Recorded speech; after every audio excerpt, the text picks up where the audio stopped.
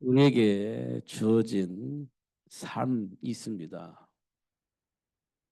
이 주어진 삶은 사실 하나님께서 세계 복음화를 위해서 주신 축복입니다. 하나님이 주신 축복입니다.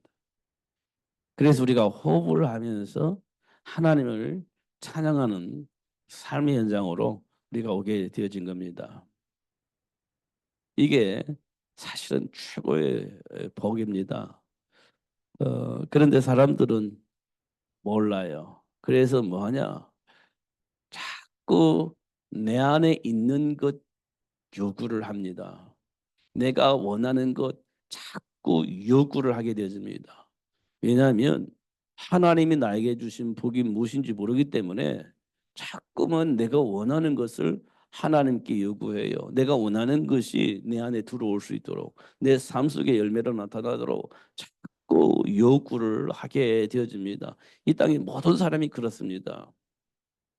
그러니까 덩달아서 예수 믿는 사람들도 자꾸만 내가 원하는 거 그것이 내 삶 속에 들어올 수 있도록 자꾸 요구를 하는 겁니다.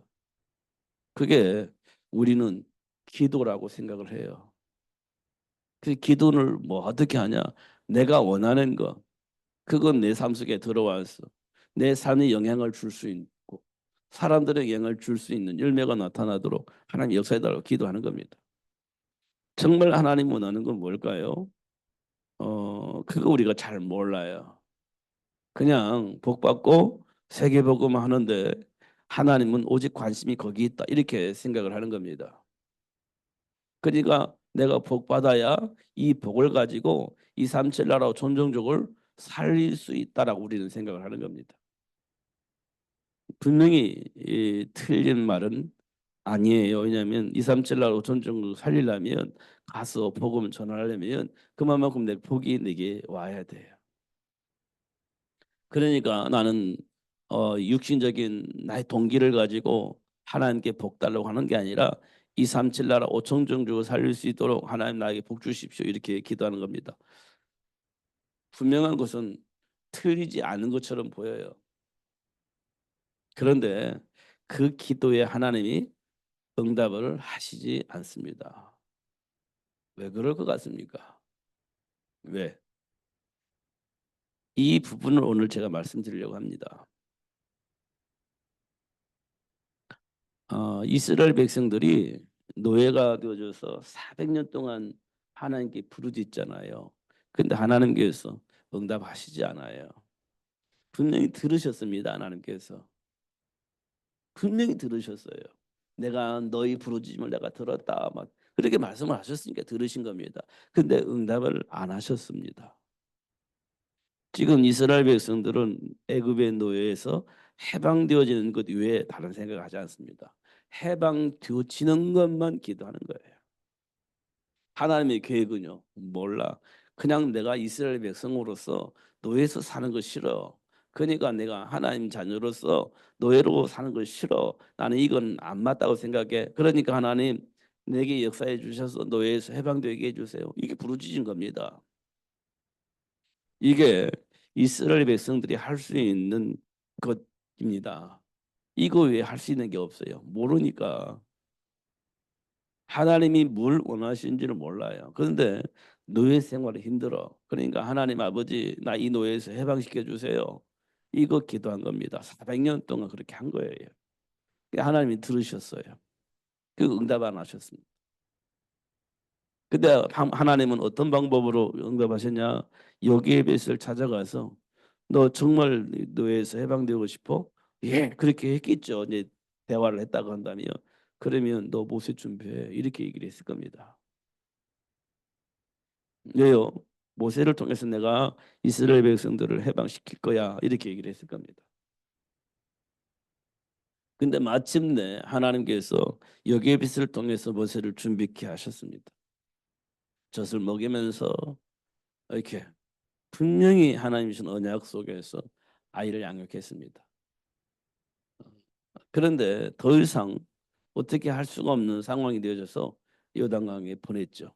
근데 하나님께서는요, 어, 그 모세를 바로 왕 공주를 만나게 해서 가장 안전하게 편안하게 양육할 수 있도록 그렇게 축복하셨습니다. 근데 세월이 지나가니까 이제 왕궁으로 들어가야 되잖아요. 왕궁으로.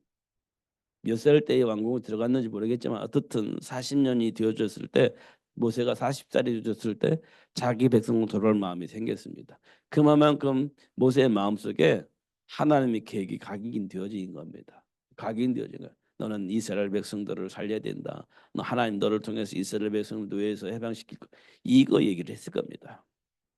그게 40살이 됐을 때 자기 백성으로 돌아올 마음이 생겼어요. 여기에 비해서 분명히 뭘 된다 이렇게. 넌 하나님이 너를 통해서 이스라엘 백성을 도울 거야. 하나님이 너를 통해서 이스라엘 백성들을 해방시킨대. 이렇게 얘기를 했을 겁니다. 그러니까 40세를 됐을 때 자기 백성을 돌아볼 마음이 생긴 거예요. 분명히 그랬습니다. 그런데 방법이 뭐냐? 하나님 방법이 아니었어요.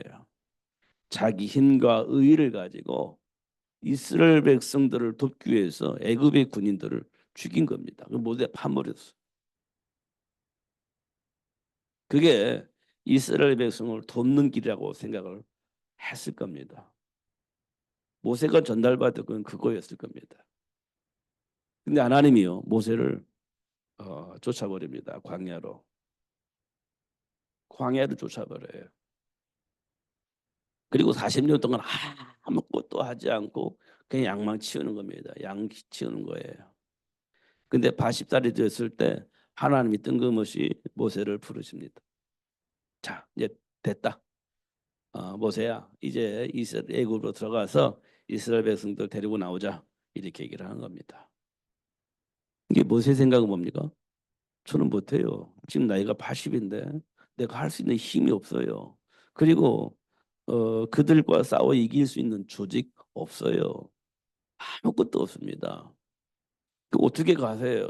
할 수가 없지. 못합니다. 이게 모세가 가지고 있는 생각입니다. 그러니까 모세는 엄마를 통해서 뭔가 잘못 전달받은 겁니다. 사실은. 분명한 건 하나님의 계획 속에 있는 것은 분명히 전달받았는데 행위에 대해서는 뭔가 오해를 하도록 교육을 시킨 것이 분명합니다. 40살이 됐을 때 자기 백성을 돌아오는 마음이 있었고 80살에 하나님께로 부름받았을 때 저는 못해요. 할 수가 없어요. 이 말은 모세가 가지고 있는 기준 안에서 이스라엘 백성들을 노예에서 해방을 시켜보려고 했었다는 겁니다. 자기 생각 속에는 내가 이 정도 힘이 있고 이런 조직이 있다 한다면 충분히 이스라엘 백성을 도울 수 있어. 이런 생각을 했을 겁니다. 왕궁에서 살고 있을 때. 근데 그게 안 됐어요. 근데 하나님께서 발시대 부를 때 저는 아무 조직도 힘이 없어요. 할 수가 없어요. 이런 생각을 하고 있었던 겁니다. 잘 보면 우리가 그 수준에서 못 벗어나고 있다는 것을 확인할 수 있습니다. 우리 생각의 기준이 다 그렇게 자리 잡고 있다는 사실을 확인할 수 있습니다. 그러니까 지금 내가 할 수 있을까? 할 수 있지. 근데 한편으로는요, 할 수 있을까? 에이, 내가 뭘 어떻게 해? 이게 두 가지가 있는 거예요. 할 수 있지.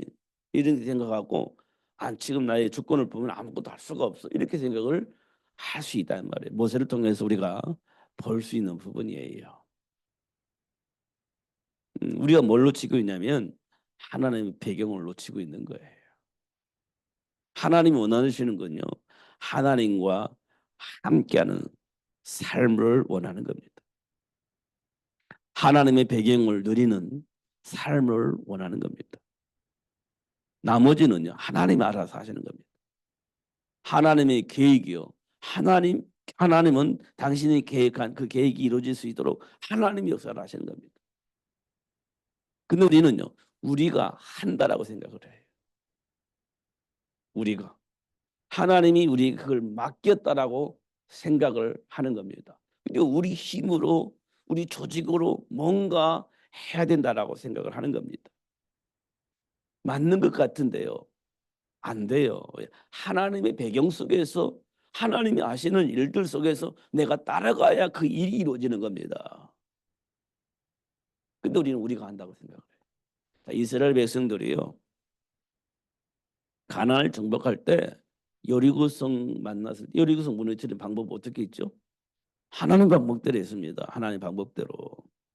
이 말은 뭐냐면 여리고성은 누가 무너뜨리냐? 하나님이 무너뜨리는 겁니다. 그러니까 하나님 말씀대로 하루에 한 바퀴씩 여리고를 도는 거예요. 아무 소리 없이 하루에 한 바퀴씩 여리고를 도는 겁니다. 그러니까 하나님의 방법이에요.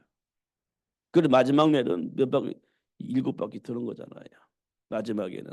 그리고 뭐 하나님께서 말씀하신 대로 일심을 다해서 소리를 치는 거예요. 그럼 어떻게 된다고요? 여리고가 무너진다는 겁니다. 그렇게 해서 여리고성이 무너진 겁니다. 여호수아와 갈렙이 믿음이 좋아가지고 어떤 조직을 만들어 놓고 어떤 전략을 가지고 여리고성을 무너뜨린 게 아니에요. 여리고성 무너뜨리는 방법을 보면 하나님이 주신 방법대로 하니까 여리고성 무너지는 겁니다. 그렇잖아요. 그런데 여리고성에 들어가서 하나님께서 말씀하신 건 뭐냐면 아무것도 욕심 부리지 말고 하나님이 준비한 그 창고에 다 저장해 놔라 그랬습니다. 남녀노소를 물론 다 죽이고 그 물건들은 하나도 훔치지 말고 소유하지 말고 하나님이 주신 창고에 다 준비해 놔라 그랬습니다. 그런데 어떤 한 사람이 욕심 부리고 물건을 훔쳐가지고 파묻었습니다. 자기 것이 되어질 수 있도록 하기 위해서. 근데 그건 아무도 모르지. 하나님만 아시지. 그리고 조그만 아이성을 공격을 하려고 하는데 안 돼. 실패합니다. 원인을 찾아보니까 그 훔친 자가 딱 걸렸어. 그래서 그 가족을 멸절시킵니다. 멸절시켜 완전히 박살내버립니다. 그리고 아이성을 공격해서 승리하게 만드는 하나님의 역사를 보게 되어집니다. 그러니까 결국은 하나님이 방법대로 하나님이 역사하시는 것을 확인할 수가 있습니다. 결국 하나님이 하시는 일이에요. 세계복음화는. 하나님이 세계복음화를 위해서 이미 다 준비해 놓으셨어요. 그래서 믿는 자들은요, 따르는 겁니다. 하나님의 말씀을 따라야. 그럼 어떤 일이 벌어지냐? 하나님이 약속하신 일이 삶 속에 열매로 나타나게 되어지는 겁니다. 이게 우리 믿음이 좋냐 안 좋냐 그런 게 아닙니다. 알면 되는 거예요. 알면 되는 겁니다. 그것도요, 사실로 알아야 됩니다.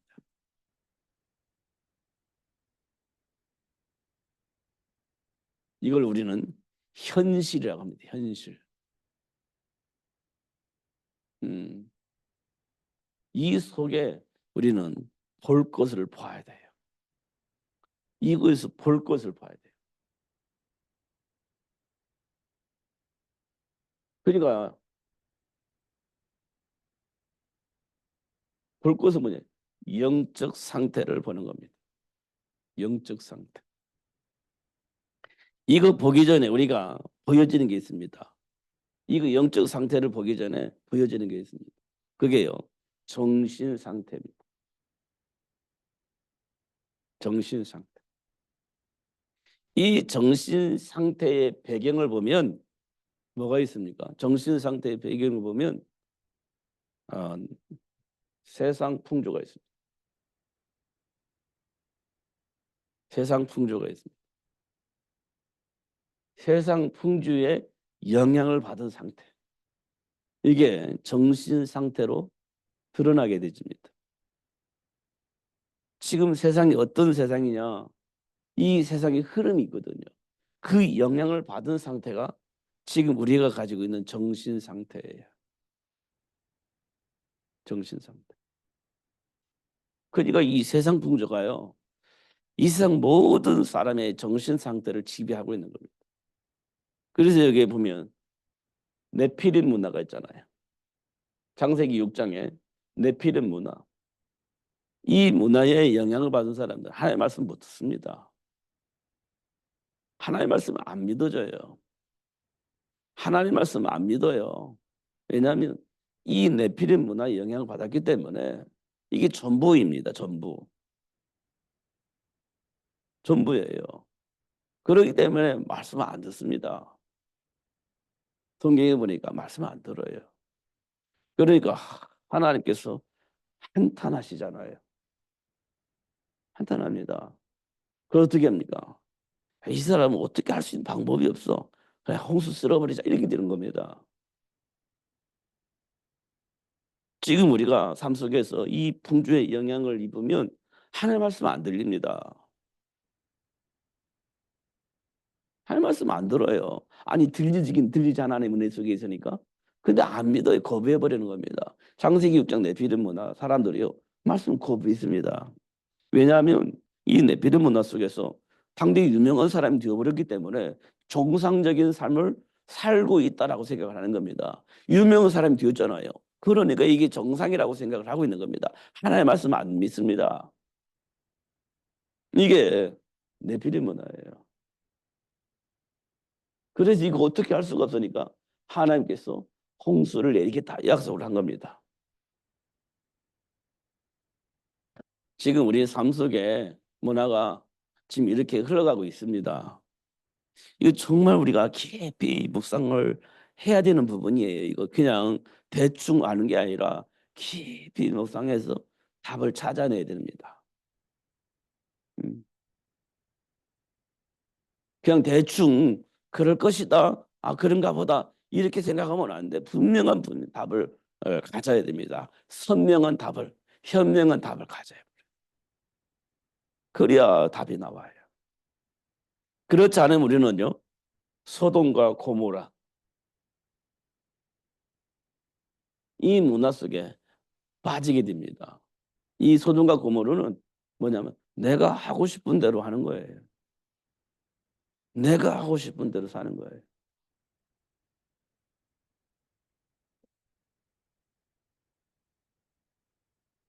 내가 하고 싶은 대로 사는 거예요. 이게 소돔과 고모라입니다.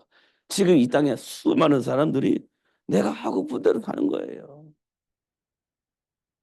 아주 어린 아이들도 자기 생각이 분명해요. 그 고집 피웁니다. 지가 하고 싶은 대로 사는 거예요.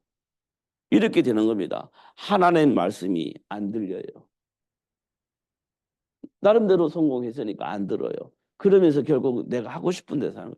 이게 세상 풍조입니다. 이게 지금 우리가 이 속에 살고 있는 거예요. 우리가 몰라서 그렇지 이렇게 살고 있는 겁니다. 이런 문화 속에서 이런 환경 속에서 살고 있는 겁니다. 이게 정신 상태, 정신 상태. 우리 정신 상태. 옳았냐, 틀렸냐. 그것도 보면요. 다 내 기준에 맞춰서 옳았냐, 틀렸냐예요. 내 감정에 맞춰서 옳았냐, 틀렸냐예요. 하나의 말씀 중요하잖아요. 내 감정, 내가 가지고 있는 삶의 기준에서 맞냐, 틀렸냐 이렇게 하는 거예요. 그 기준에 맞춰서 잘못됐어, 잘했어 이렇게 되는 겁니다.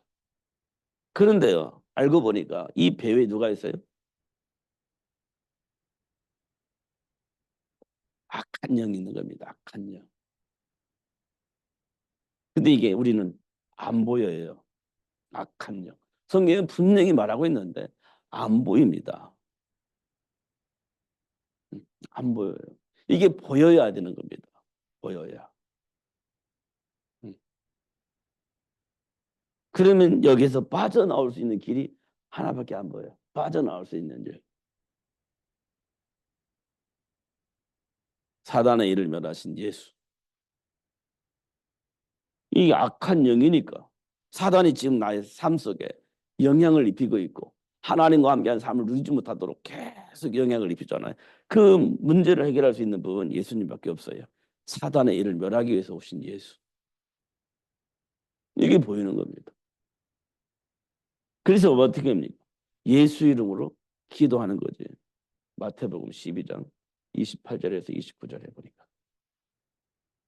그 강한 자를 결박하는 기도가 되어지는 겁니다. 그러지 않냐고서는 이게 세간을 들어갈 수 없으니까 빼낼 수가 없으니까 이런 것도 우리가 확인할 수 있습니다. 이걸 보고 우리는 영적 상태라고 하는데 우리 삶 속에 드러나는 것은 정신 상태예요.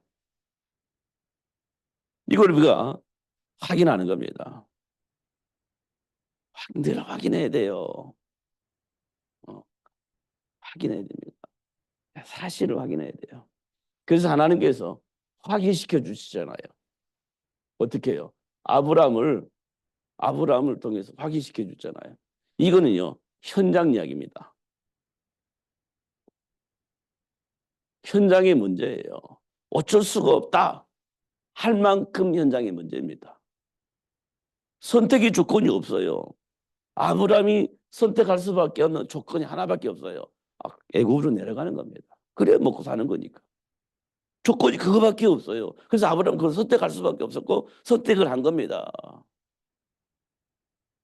뭐가 잘못됐습니까? 근데 하나님은요, 확인시켜 주는 겁니다.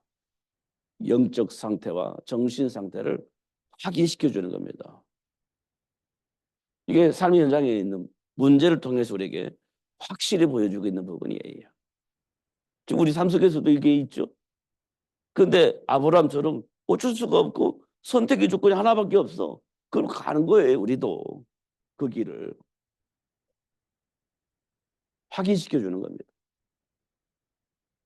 복의 근은 아브라함에게 확인시켜 주는 거예요.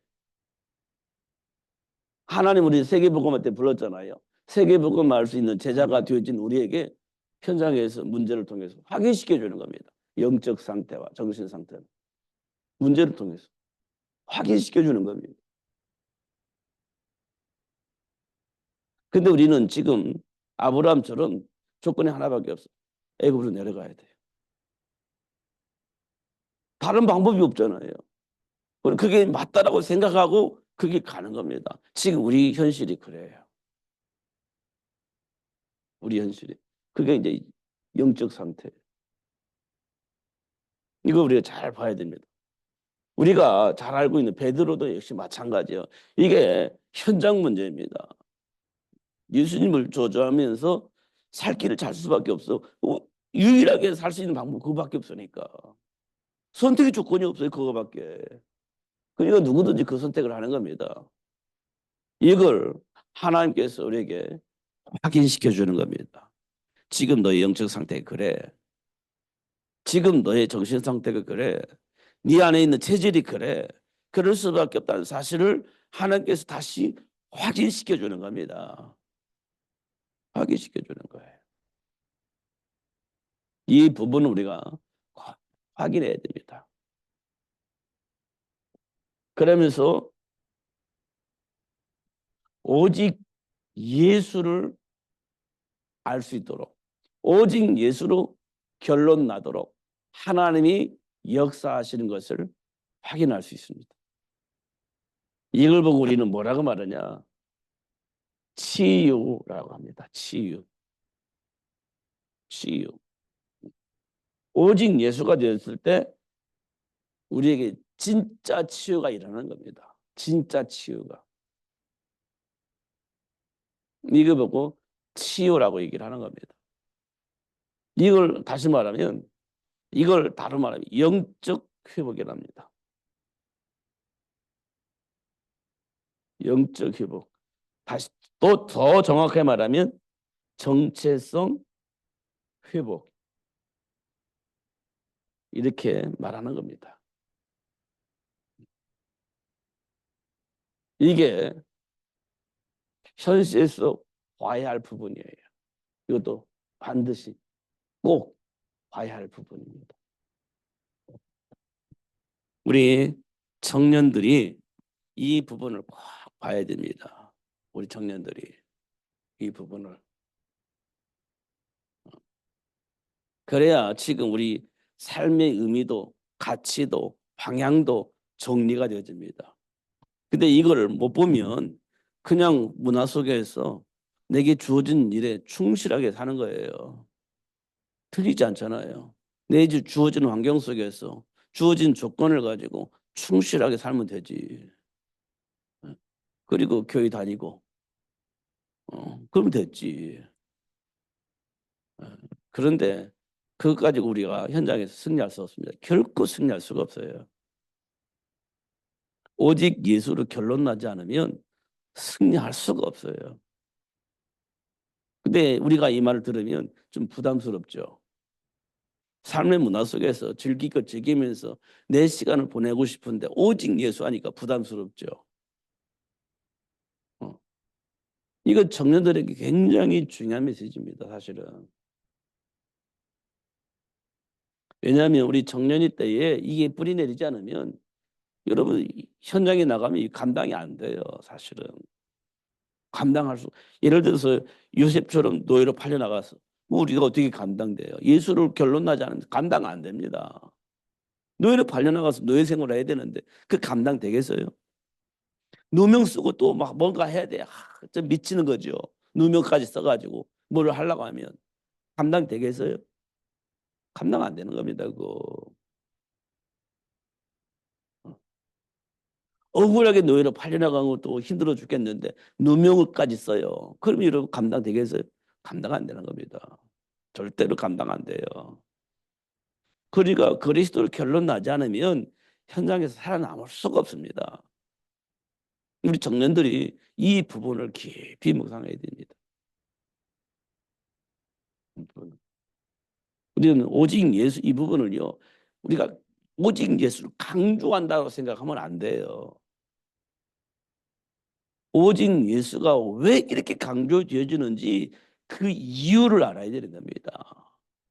나는 막 있는데 자꾸 강조하니까 막 부담스럽고 힘들어하는 우리 청년들에게 정말 왜 오직 예수가 답이 되어져야 되는지 이 부분을 우리가 결론을 내야 돼요. 이 부분에 대하여.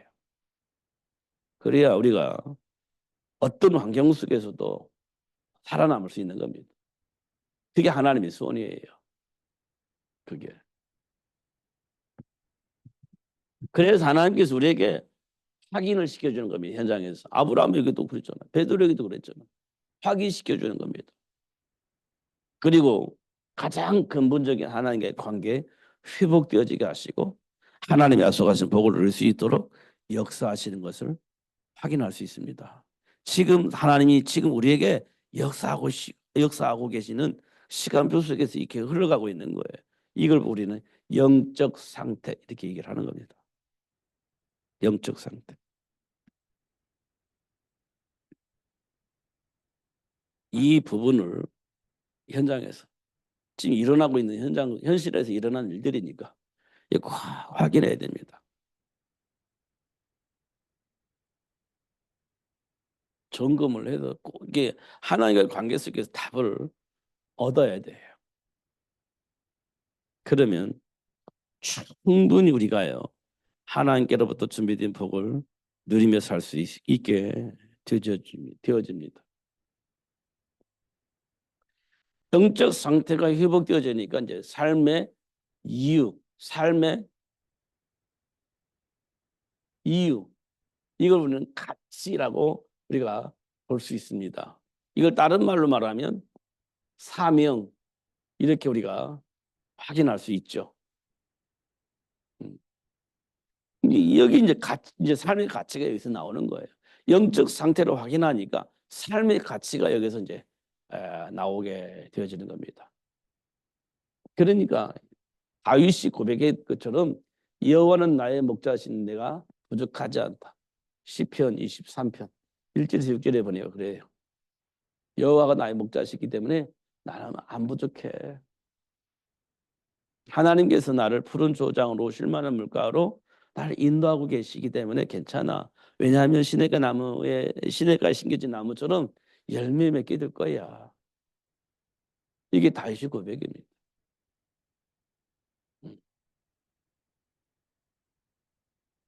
삶의 가치가 분명합니다. 분명해요. 이걸 보고 우리는 뭐라고 말하냐? 삶의 여정 그렇게 얘기를 합니다. 여정. 푸른 초장으로 쉴만한 물가로 하나님 나를 인도하신다. 왜냐? 시냇가에 심겨진 나무처럼 열매 맺게 하기 위해서 하나님 나를 그렇게 이끌어 가신다. 이렇게 사도 그 다윗은 고백을 한 겁니다. 지금 하나님이 이 길을 갈 수 있도록 하는 역사를 하고 계시는 겁니다. 지금 우리에게. 이 속에 우리가 삶의 가치가 이제 보여지는 거지. 삶의 이유가 보여지는 거죠. 로마서 16장 일꾼들 25절에서 27절에 보니까 있잖아요. 일꾼들. 로마서 일꾼들.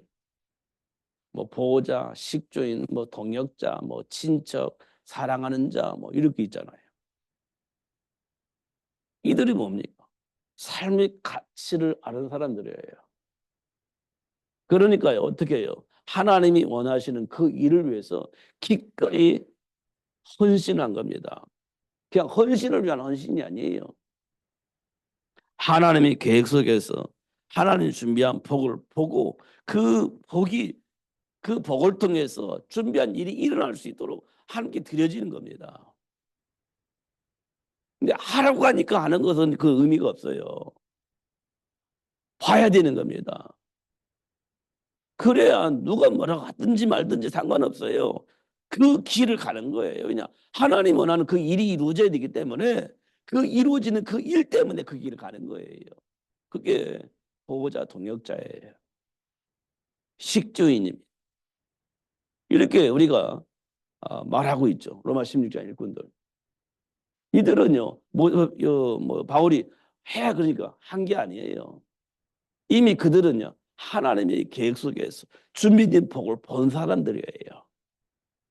그러니까 그 일을 위해 헌신하는 바울을 향해서 자기 목숨까지도 내놓게 되어지는 겁니다.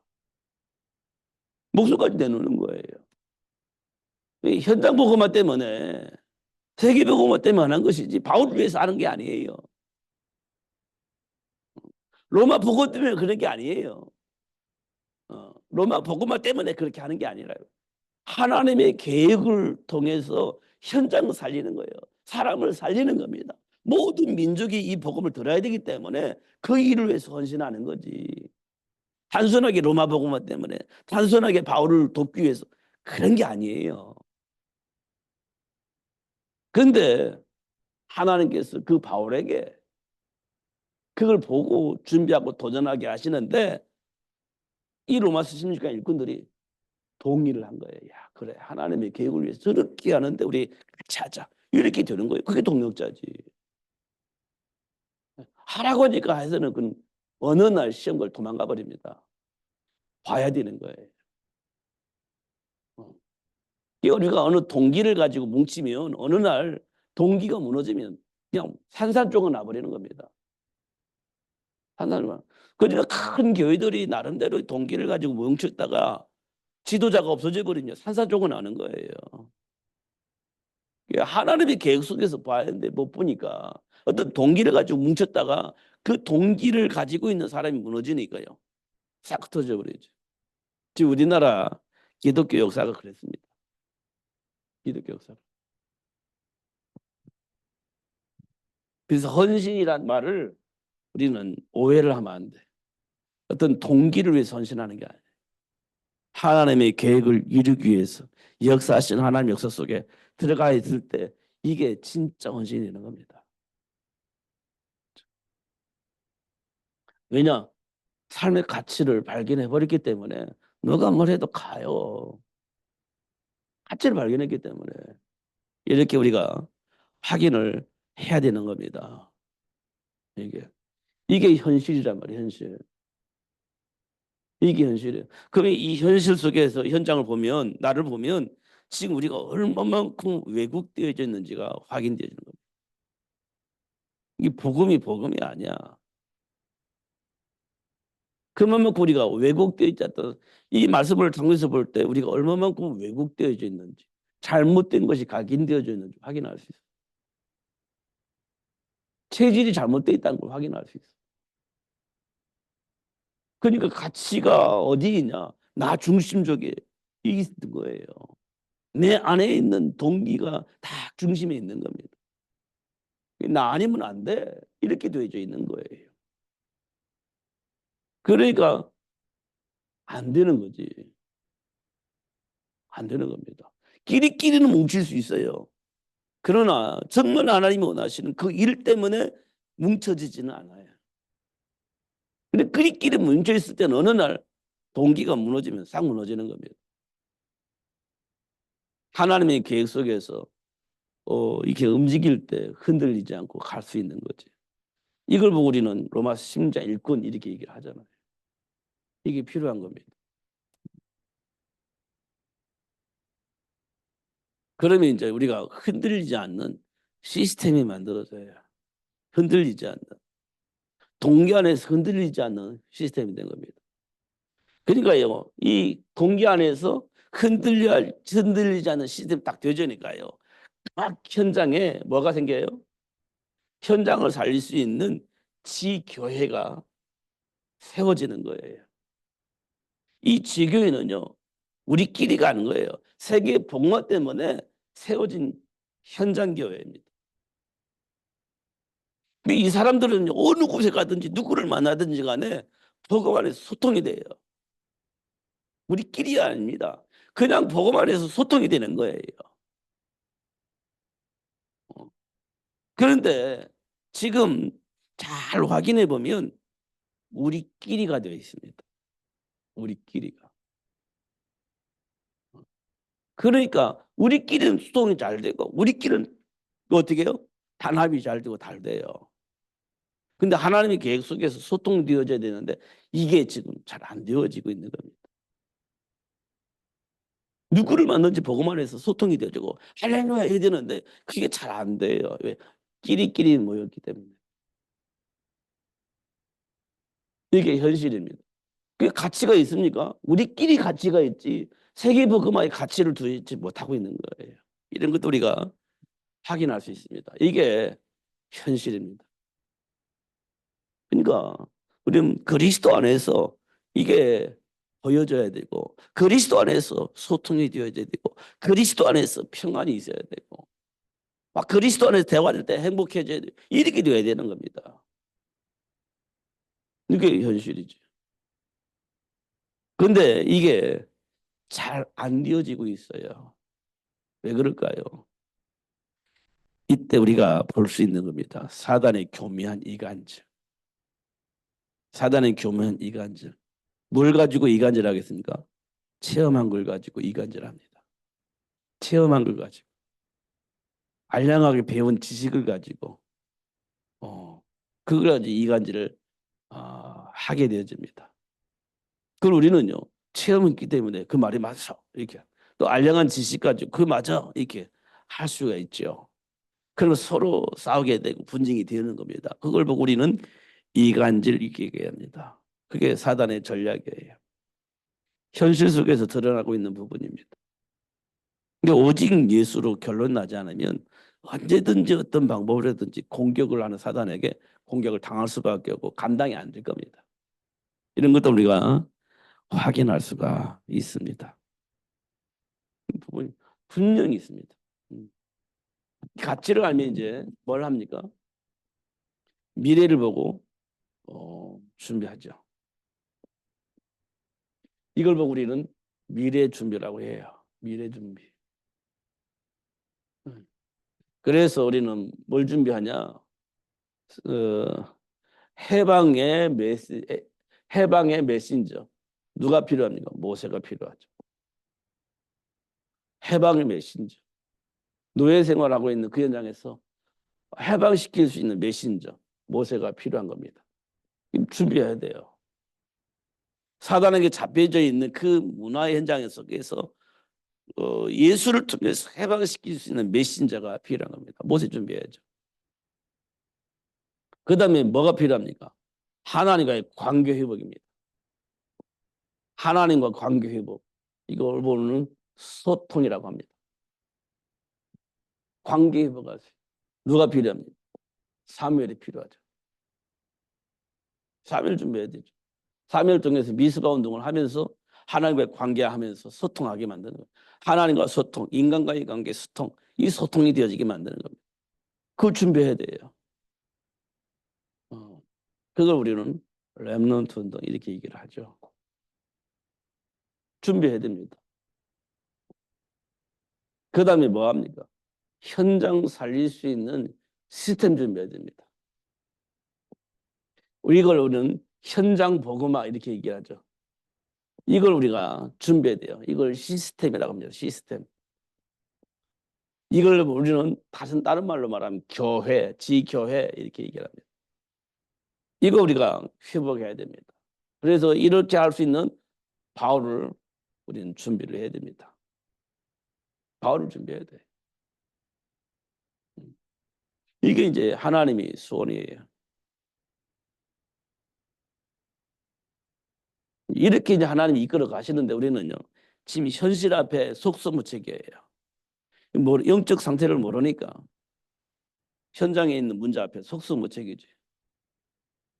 현장 문제 만나면 그 문제 어떻게 하면 해결할 것인가?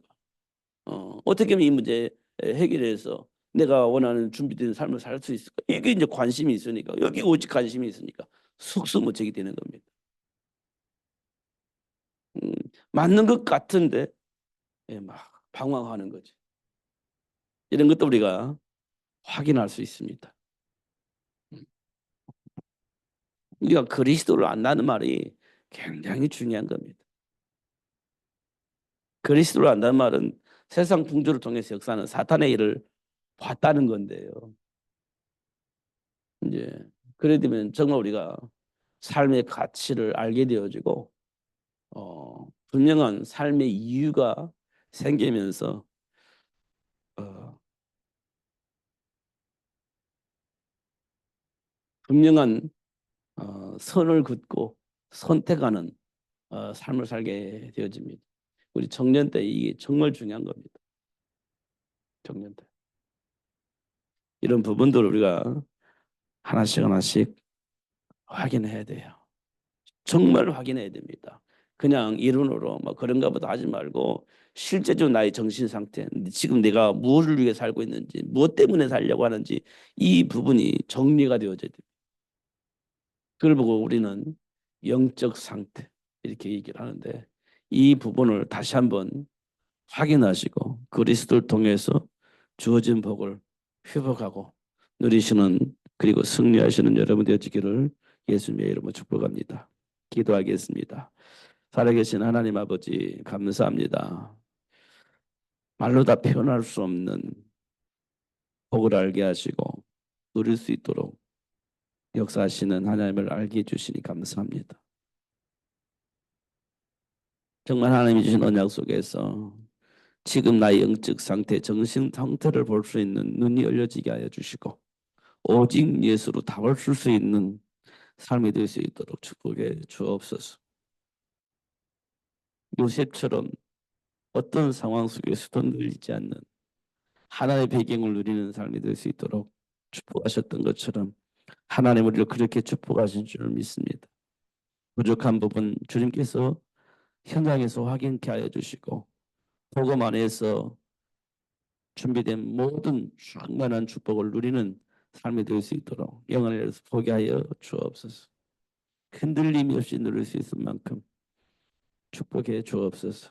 예수님 이름으로 기도하옵나이다. 아멘.